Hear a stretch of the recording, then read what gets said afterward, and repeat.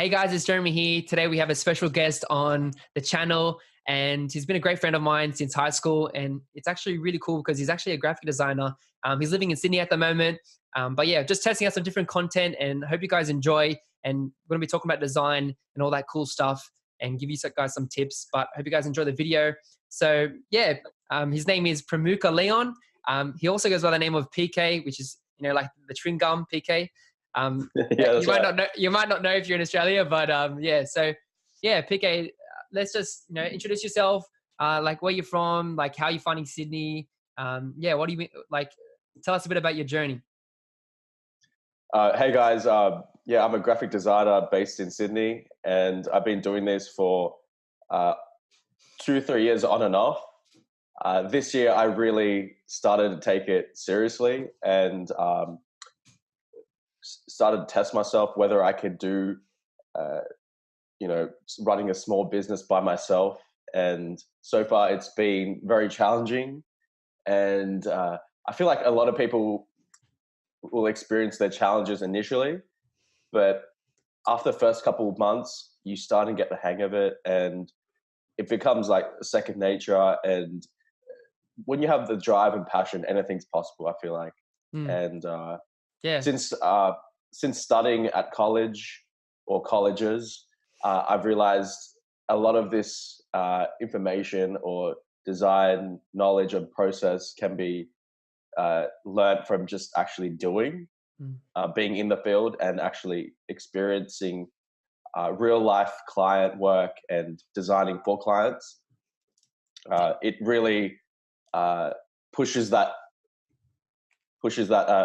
experience level to the next. And Yeah, I want to ask you, PK, like, where did you study, and did you actually get to do like real life client projects in college? Like, what did you learn in college? Was it actually beneficial to you?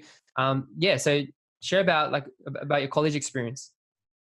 Yeah, so I started initially with a certificate 3. That's like the fundamentals of design. I felt like I needed that to experience the full a taste of design, because when I first started, I wasn't I didn't know what to do. I didn't know whether to go into print design or animation, motion, or photography. I had a lot of interest in all 4 of those fields. For me, I like all mediums. I like exploring a lot of different types of mediums, whether it's painting, acrylic painting, 3D design, or animation. So the certificate 3 really allowed me to grasp the fundamentals of design, art history, all the things that matter in art and design. So did you originally start with art before?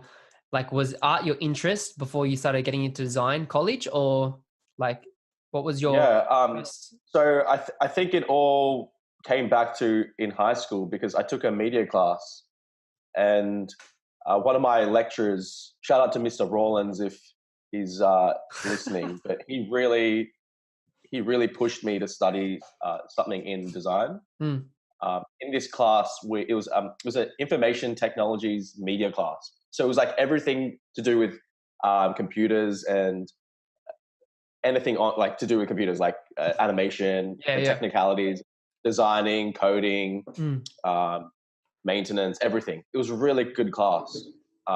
And the school that we're going to was really advanced. Like, it was ahead of a lot of other schools in terms of equipment. We had a lot of backing up of cameras, and I really utilized the high school's equipment. In my free days, I would rent out the cameras and go and film I'd make my own little acts. I'd redo like rush hour clips with my friends, and I'd record things. And high school really pushed me to do something creative. And I felt like I was always creative, but no one actually pushed me into that path, because coming from an Asian background, like I really, I had to live up to that standard of do the 3 main top tier jobs: engineering, science, or maths or like accounting, but I try to stay away from that because of my high school teacher telling me, acknowledging that I was a creative person. Mm. And And then yeah, that's what, since is that when you, after high school, you jumped to Billy Blue and you started studying design? yeah, that's exactly what happened because I left high school knowing that I needed to do something creative, Mm. and a lot of people told me that Billy Blue was a great institution. They teach you not only technicalities but how to present your work as a designer. So Yep. that seemed very enticing to me. So as soon as I left high school, I was like, I'm going to join CATC College, which was is a branch of Billy Blue. It's for the fundamental design course, Mm-hmm. and it was based in the Rocks, and that's where I met a lot of my friends and my collaborators that I work with today, and it was a really good experience. I wish I had the maturity to retain all that knowledge at a young age. I didn't really put in 110% of my efforts. At the time, it was just it felt like I sort of like I'm excited to learn this, but I didn't really have the emotional maturity to understand that the value of it, if you know what I mean. Mm.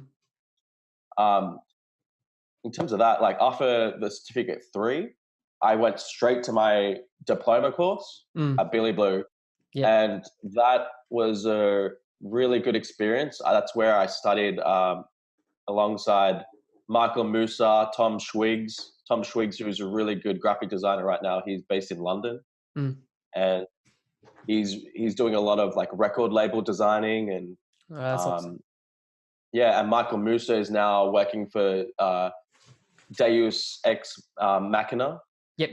Based It's a great brand. based in Camperdown. Yeah, it's a really great small business which is now expanding to all countries right now. So our class had really talented people. So I was up against these guys, and the difference between all of us was it was just this. Everyone had passion in our class. Everyone had drive. Did you collaborate well with them as well? Like when you're working on like class projects? Yeah, they were great to work with. Very helpful. Everyone was like sharing ideas. It was a really good collaborative space. The only one thing is, like I mentioned, I believe a lot of certain people are different when studying, but for me, I felt like studying at a younger age, I didn't really understand the value of and the cost of my education. So the reason why I'm saying this is because I've spent a year going hard at freelancing, and I gained all my knowledge, majority of my knowledge after college, believe it or not. Yeah, wow. Did you find like, was the course like beneficial? Like it gave you that foundation, and did you feel like you were equipped to like go into the world and just start like designing, or were you like? Yeah, exactly. It equipped me with the fundamentals, but how do I say this? It was just enough. It wasn't more than yeah that I'm paying for. Like for the amount that I'm paying for, I should be receiving like all the information, like finances and how to manage my business, and freelancing, and what happens if I don't get a client. These things weren't taught in college, but for that price that I was paying, I should have been taught everything. Yeah. Before we start going like talking about freelancing, because I find that everyone a lot of designers want to try out freelancing, but initially, like, did you do it like an internship? Like for me, I did an internship. I did about 2 of them, and I found it like really useful. So did you like try and look for internships straight away, or did you try and get a job in an agency? Like what was your path that you took? I actually went the opposite direction after college. I had like a sort of creative block, and I started working in sales and trying to save my money in the idea of moving cities or finding like escaping and finding a place to get more ideas. I felt like Sydney wasn't a place for me. Oh, okay. At the time, but then fast forward 4 years after college, I decided, I needed something creative to work on day to day, because I felt like sales was killing my drive. It was, I was losing patience, and I was getting mad at people. And I realized the reason why I was getting mad was because creativity wasn't at my core. Yeah. And you can get bored so, easily. yeah, I got really bored, and I've experienced that as well. and the people that were working with me, even though I was working to my full potential, I was getting like sales target and all this. My boss could see that like I was thinking about 100 things when I didn't have customers, because I would just walk around the store and I'll be on Behance on the computer, and like I would be daydreaming at Snooze, because for the people that want to know, I was working as a salesman at Snooze, which is a betting company. They do good beds, guys. Good beds. They do really good beds, but it's not the job that you want to work full time at. So, but I find it's good to have like, it's okay having a day job that's separate from creativity, because then when you come home, then you can like use that creative energy on your own projects. So definitely. It's not that bad, but obviously you want to be doing creative work full time, which 100%, like I understand how you're feeling. Like when I used to work as a cashier at Woolies, and then I was like, man, why am I here? I just want to like be working with clients and stuff, right? But it's kind of a process. But it's interesting hearing your story and stuff, man. It's cool how like we all start from somewhere. Like, you got to do the bad jobs before you get the good jobs, Oh, I 100% believe that. Like I had a summer of just working all these crazy jobs just because I would get bored after 6 months to 1 year. And a lot of what was it for me? What was a challenge was like I knew deep down I was a creative person, and I was equipped with all the knowledge from college, that I was a creative person. But working those sales jobs, like I worked in a couple. So I worked in betting. I worked at the headquarters at Woolworths, just like slamming coffees for all these rich CEOs. And that was the point, like the main highlight at that time, when I was going through a rough time with where I want to go in life as a career-wise. Like serving coffee, like 4,000 coffees a day, like slamming them, and crazy, and seeing these CEOs made me want to drive and pursue my career, because I realized why waste my time serving these people when they don't appreciate just the little things, and I could be at that level as well. I saw myself at that level, like. I think a lot of young people need that in their life. Like they need to do something really hard to steer them in the direction that they need. Yeah.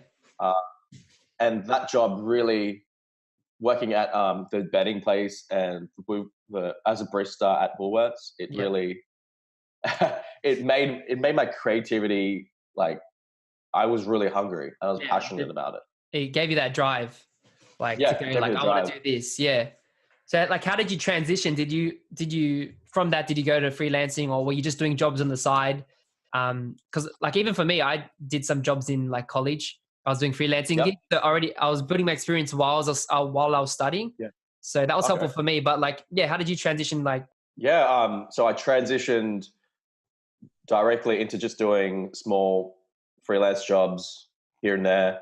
I had a lot of people reach out to me through Instagram or Facebook, just word of mouth, and just doing little jobs.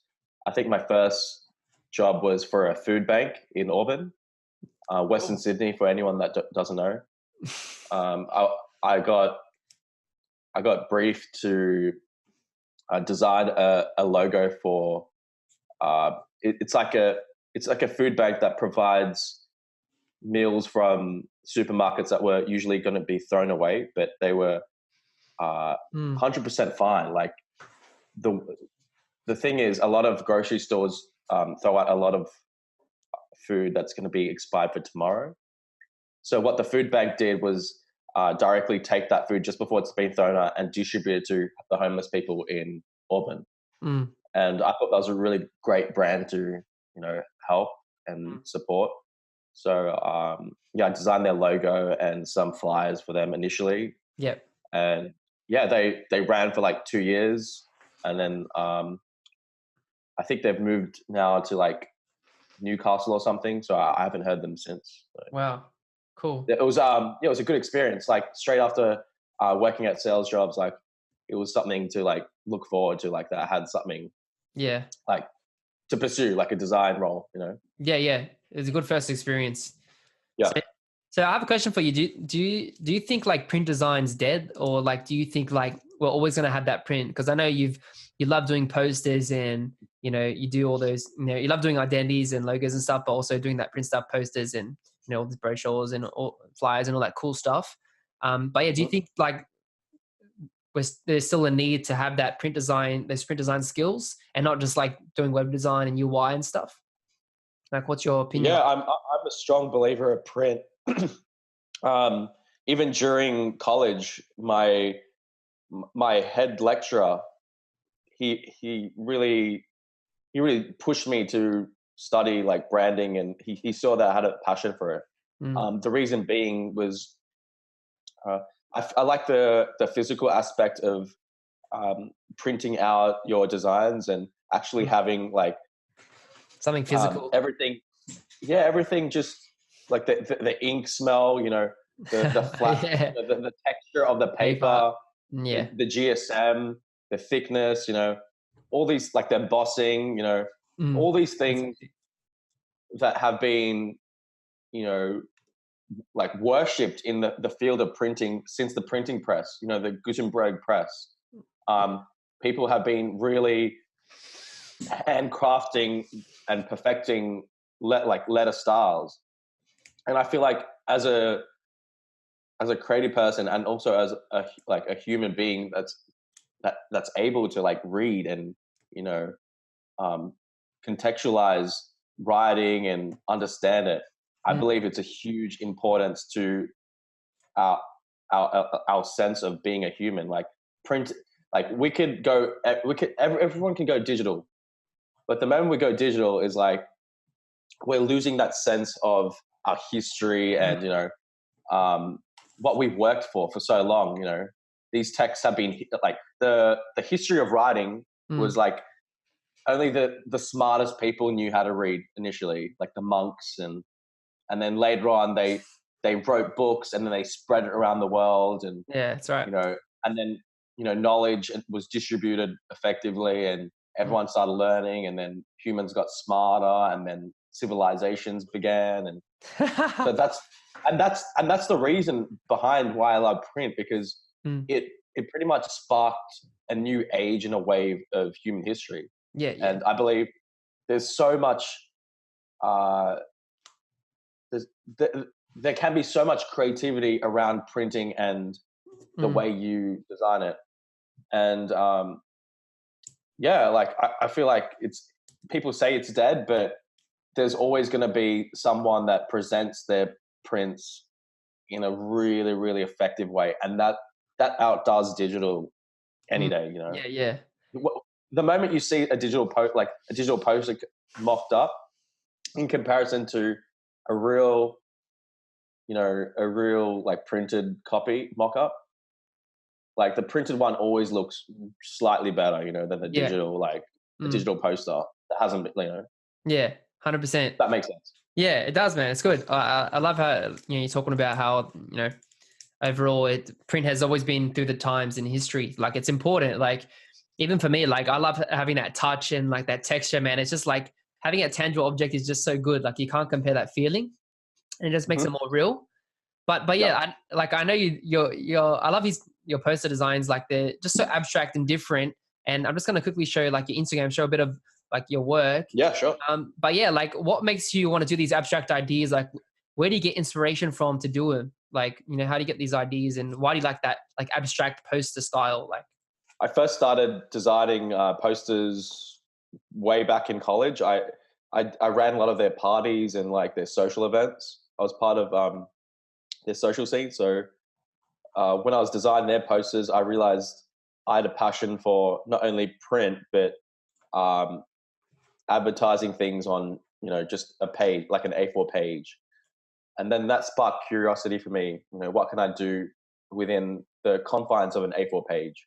mm, And then I started designing things on different dimensions, and I would design things on just only an Instagram cover page, and then yeah.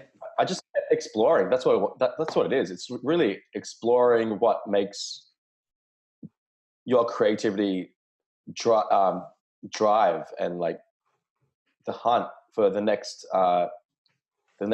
look or aesthetic or Yeah. you know. But where I get my inspiration from really is from a lot of Bauhaus movement, a Mm, lot of initial like 1940s to 1950s. Like there's a lot of modern style, like Dada. I get inspired by Dada and the mm, movement there. yeah. A lot of pop. I fuse it with a little bit of pop culture as well, like Jean-Michel Basquiat's paintings. Like I get inspired by his art style. I like Andy Warhol.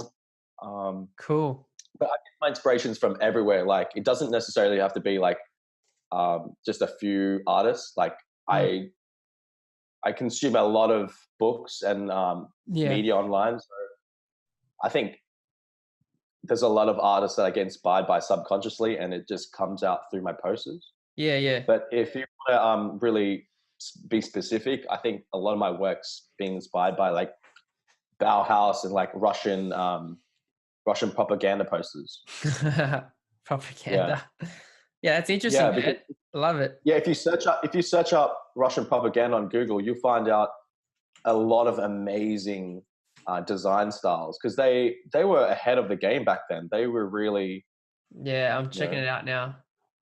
actually the creator of Obey, Shepard Fairey, all his Yeah. artworks were based on Russian propaganda. Yeah, I remember that. You can see the very illustrative, bold colors.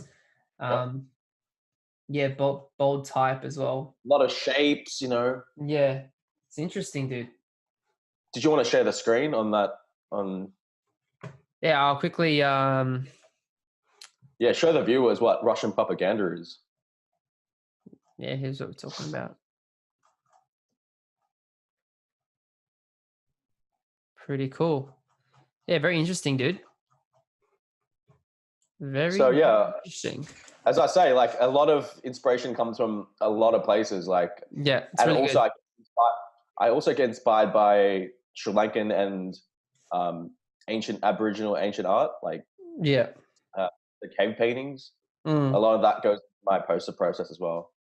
And yeah, That's awesome, man. I love how you get inspiration from everywhere. Like for me, same. Like I find inspiration from books and looking online and obviously traveling and going to museums sometimes and stuff and just like experiencing the world helps me get the inspiration. Mhm. But yeah, obviously, you know, your style develops over time when you keep producing the same thing and then you develop that style. Um, but yeah, it's like, do you think it's important to like upskill and not just stick to one style, but actually have multiple skills? Because I know like um, that you're doing more of identity projects and logo design now because you're working with, you know, some corporate clients and you're working doing freelancing. Yep. So yeah, do you think it's important to upskill and actually, you know, broaden the scope, but also producing, you know, high quality with the skills you have?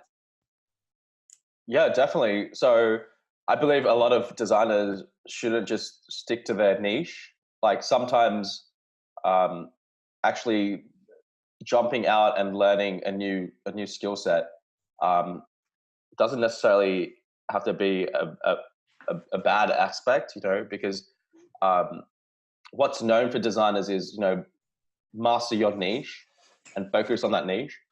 But So you're, if you are have you a a skill set, generalist?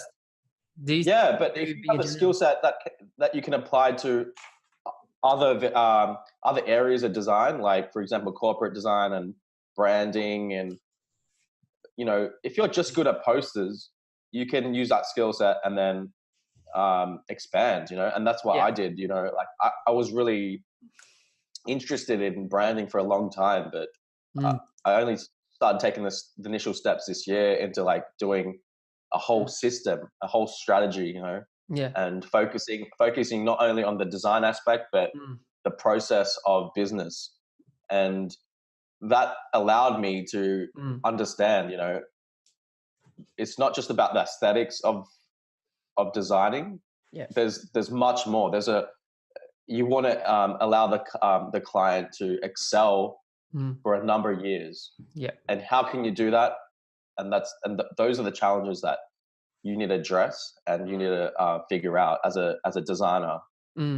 Yeah, 100%. I agree. Like it's good to specialize, but it's good to be a multi-skilled specialist. That's what I believe. Yep. So you can go wide and deep, but also it's good to project one voice and be clear with your audience and who you're trying to attract. I know you wanted to talk a bit about like the industry and stuff like that. Like I know you mentioned that you feel like it's important to learn motion design. So on the topic of upskilling, do you think it's like emotion is important? Like what do you think is important right now in the industry to dabble in? Yeah. So right now, if you check out Behance or like Pinterest or any inspirational design sites, Dribble, Behance, all those top sites, you'll find that motion is the key now. Like it's everywhere. I'm not saying it's the only thing that's relevant right now, but it's becoming an aspect of the branding process. Somewhat, people are moving away from just a flat 2D, logo. They want something that can move and be functional, different space. Functional and work well with a lot of digital media. So you got phones, you got screens, you've got billboards. You need all this. All these little additional add-ons can, take that brand to the next level almost, and that's what animation does, like motion does. It takes a 2D flat design and makes it slightly more interesting, Yeah, 100%, man. I agree. Motion, like a lot of people, like I'm getting messages from people saying they're like my Lego animations and stuff, and like people are loving it. Like seeing, even like I watch Pentagram, they're awesome design studio. All their stuff now, they have GIFs in everything. All their logos animated, and they put it in like different, like digital experiences and in different modes and stuff, on different designs and layouts and stuff. And it really works well. Like it's just something about something moving. It attracts, it engages with the audience, engages with people.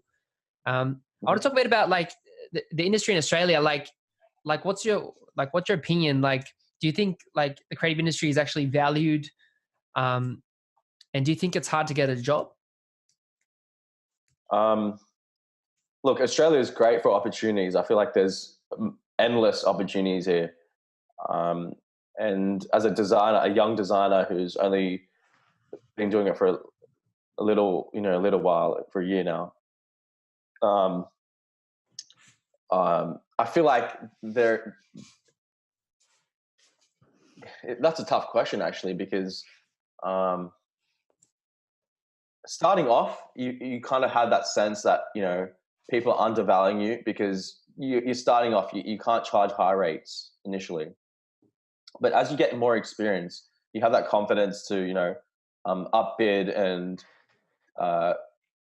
add value to a brand. And with value, you're trying to sort of increase your costs. And the thing is, a lot of people feel undervalued, like as a designer, but there's only a lot of. But do you think their work is subpar, or do you think it's like? Yeah, that's a thing. That's do you think it's the actual? The thing is that they could be stagnated with their designs, or like they're not looking in different areas to explore. If you're just that's something I experienced, because I thought I was only going to do poster design and do posters for a lot of people, but I eventually realized that is way too niche. It's you're not going to get too many like, you're going to be realistic. Like, you can't be a poster designer for the rest of your life. You're going to expand into doing catering a few more things, and then not necessarily being an expert at everything, but knowing and dabbling doesn't hurt you, because if you understand it, you can at least understand the process and help deliver something for a client, at least. Yeah, like, I think we all should like give our best work and put in the best effort we can for every client. But yeah, like, some people find it hard in Australia. But yeah, it all depends. Like, are you putting out good work? You know what I mean? And are you building a network? Because I find networking is really key. It's all about relationships. Like, even for me, I'm because I'm learning about sales and dealing with more clients and people, I'm actually learning that networking is such a key thing to build those relationships and get more opportunities. And a lot of students don't realize that. Like, they think they're just going to attract all the clients that are going to come to them. You know what I mean? But it's actually a process. And I think over time, it starts working for you, and doors start opening once you're consistently showing up and doing that good work. But like, do you find it hard to find clients and getting work since you're like freelancing now, or like how is your flow? Like, what's your opinion? Like, do you find it a bit challenging? Yeah, look, I'm blessed to have a couple clients right now that have given me the opportunity and the freedom to express my creativity. I don't necessarily know what the months to come, like, how they're going to be. I can't predict.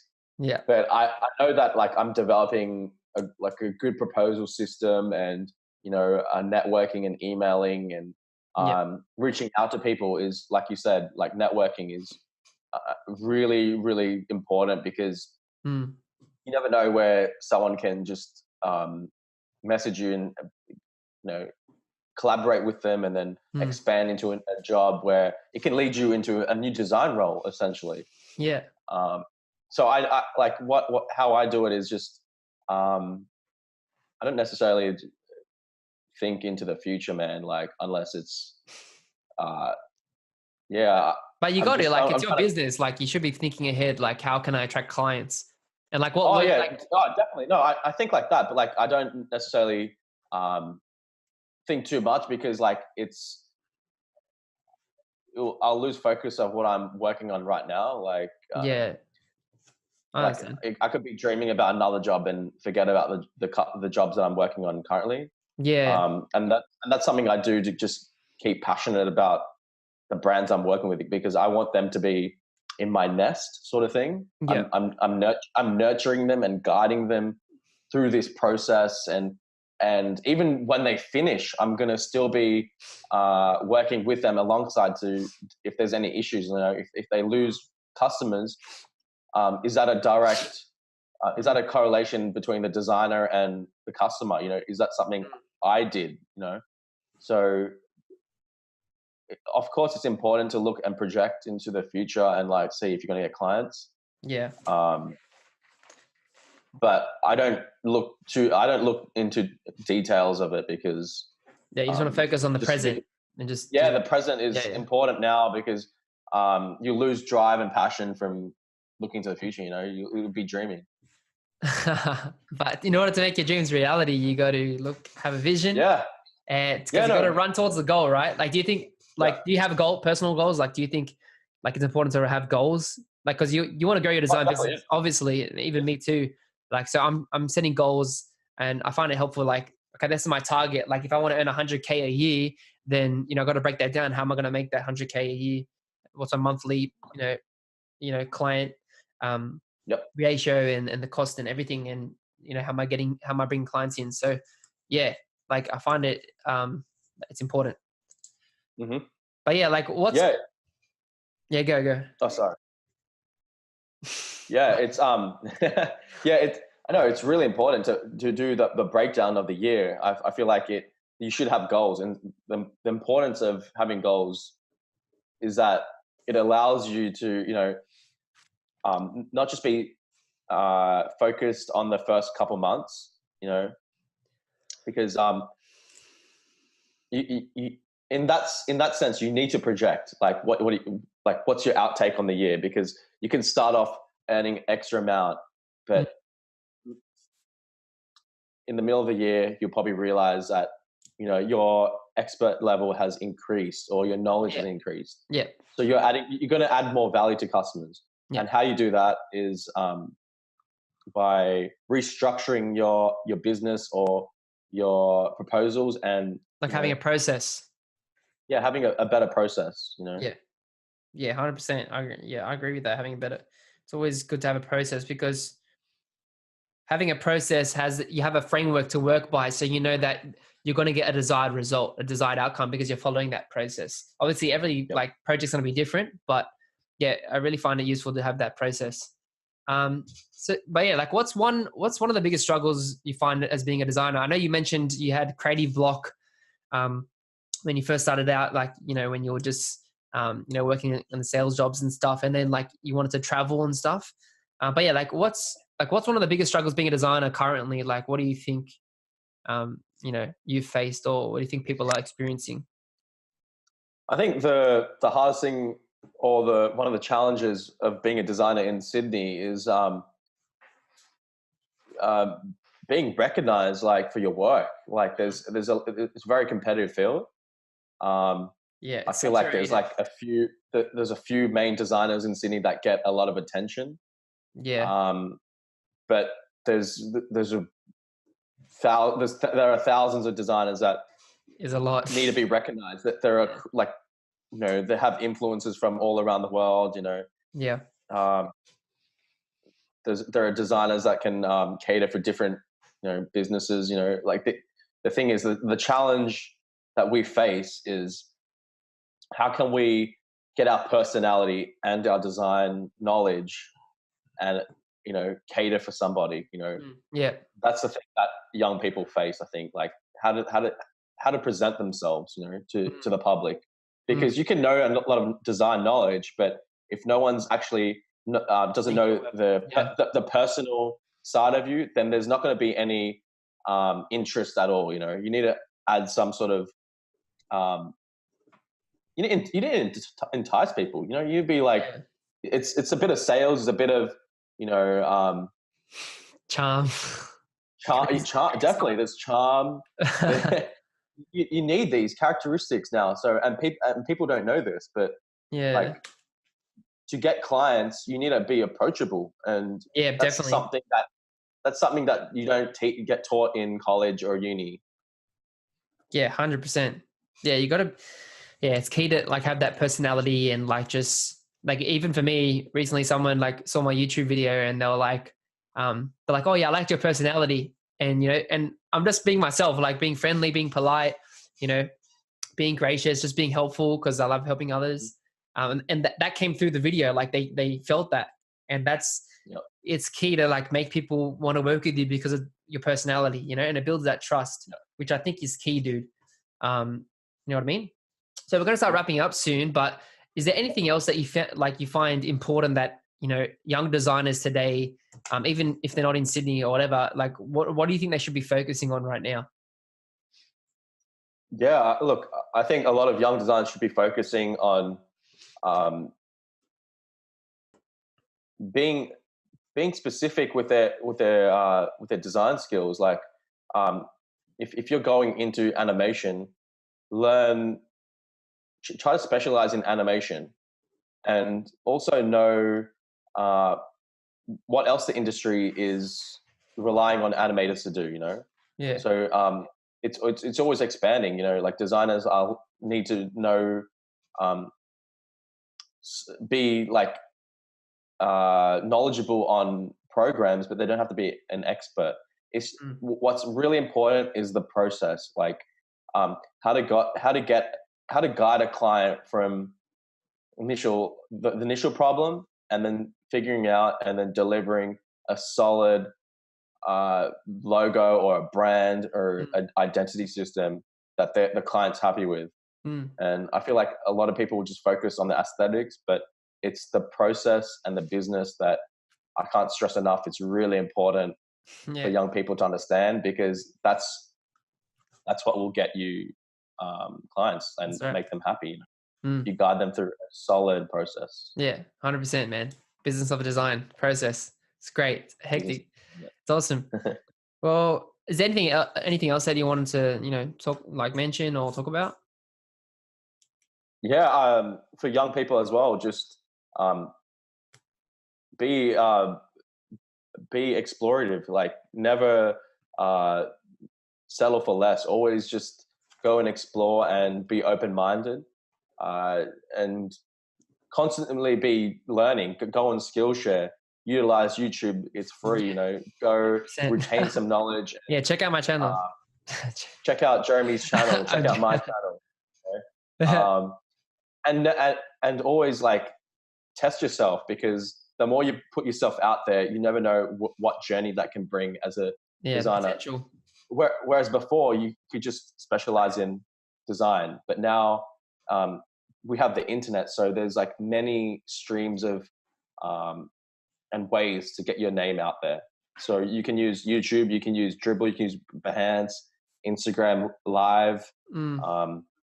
All these platforms use them as tools in order for you to grow as a designer and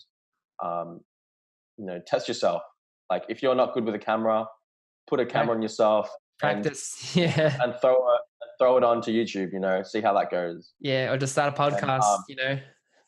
Yeah, and that's exactly what I did, Jeremy. That's exactly what I did. Exactly. I was slightly uncomfortable with the cameras in my face. Yeah. And to test myself last year, I started my own podcast. Wow.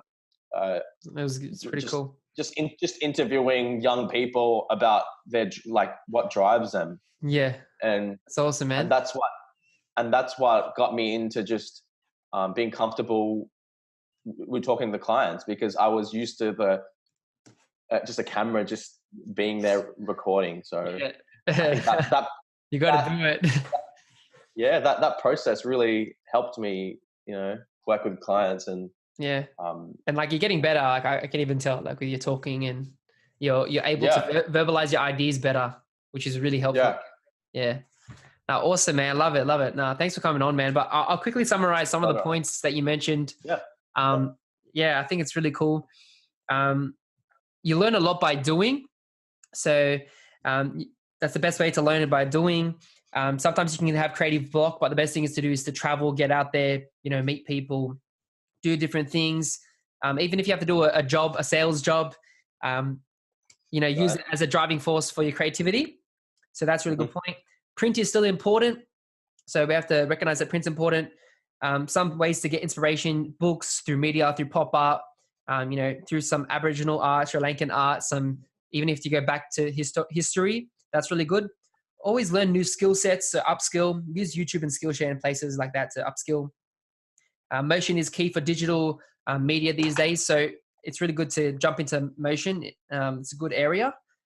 Australia is full of opportunities, but the key way to get opportunities is through networking, developing those networks, but also having a better process. So having a good business process is going to help you get those clients and help you grow your business. One thing is to be recognized. It's good to be personal and be approachable. Let your personality come out through your content, through your dealings with clients and stuff like that. And two more, be specific with design skills. So it's good to focus, to niche down, but also stay broad, but also be specific. Like, if you're going to focus on one skill, double down on it. Yeah, that's right. The last point is explore and always be open-minded. So, don't be egotistical, always be open-minded, be willing to learn off someone else, because you don't know everything. So always be willing to explore and also experiment different styles and different weird stuff, because, you can find some cool ideas that way. So that's a quick summary.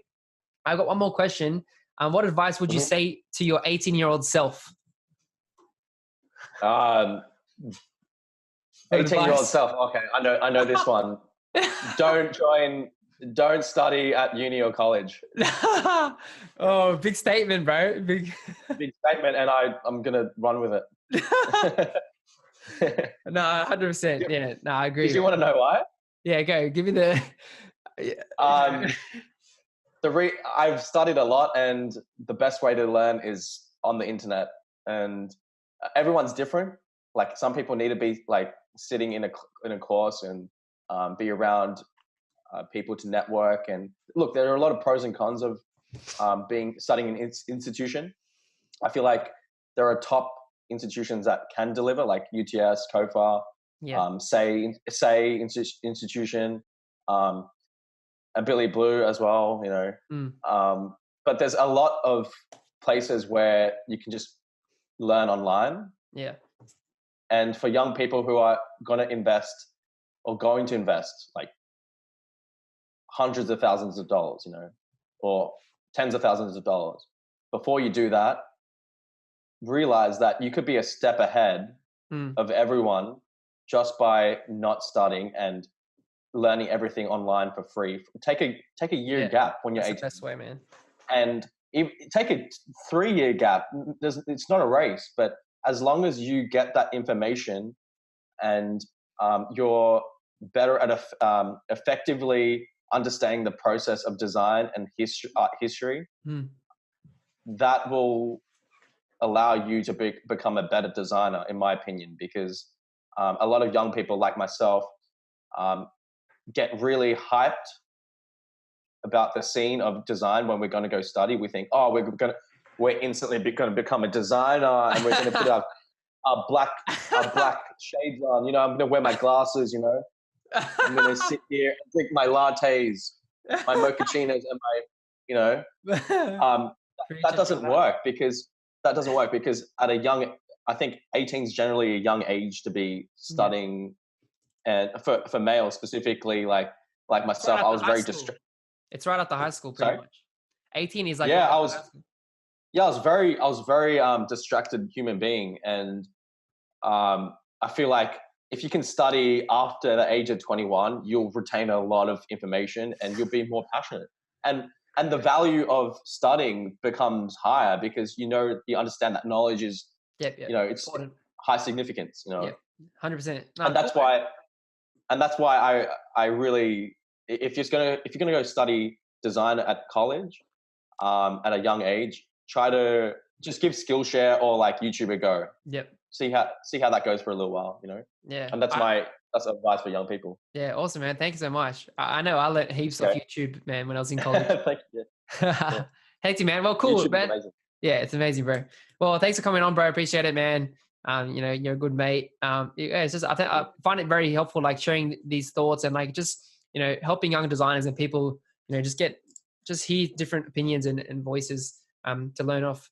So yeah, thanks for coming on. Where can people find you? Yeah, I know you're on Instagram, you have a website, but you're still building it. But where can they find you, man? So yeah, my links are Mukastudio_. So that's MUKA studio_ at Instagram. You'll find a lot of my poster designs and where my passion is sort of vomited or regurgitated onto the digital screen. My ideas, it's just all thrown onto there. In terms of my website, it's still under construction. I'm just going to put more branding and art direction onto there. A lot of my photography shoots and my animations and anything creative is going to be on there. And other than that, you can check out my YouTube channel. There's going to be more podcasts on there on MBSKS podcasts, and I'll put the links in the description, man, so people can find you. So it's all good. Oh, thank you. Yeah, the links will be under Jeremy's description, and I'm looking forward to the next interview, man. 100%, man. Good episode, yeah. Yeah, man. No worries, man. We'll do it again in the future when you're balling. Yeah. But yeah, man. Thanks for coming on, bro. All right, thanks so much, dude. Have a good rest of the day, man. Talk soon. Thank you.